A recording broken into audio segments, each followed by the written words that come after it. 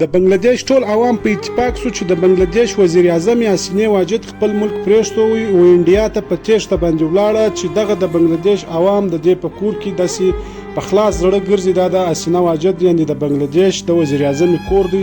دغه عوام ورغلي دي چې پر دې نارې وایي چیرې ته راوځه، لیکن دا وغورځېده، په تېښته بریالی سو، اوس په انډیا کې ناسته ده. د بنگلاديش عوام ټول راووتي چې دې ظلم او جبر ورسره کوي.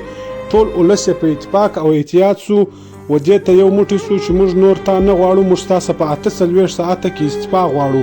که چیرې ته استعفا نه کړې بیا به موږ پر دې ملک په بیا بل حال په 48 ساعته کې دغه وزیر اعظم استعفا ورکړه او خپل ملک یې پرېښوی.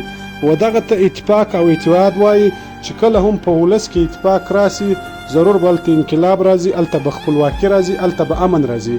د بنگلاديش عوام ټول په غیرت او په اتفاق په یوه ناره راووتي چې د خپلې وزیر اعظم یې په 48 ساعته کې استعفا واخیستل او هغه د ملک څخه وغورځېده. ټول پښتانه هم دغسې په اتفاق دي چې نور پر موږ باندې چې کوم روان ظلمونه دي دغه زموږ سره ختم سي او ودرېږي.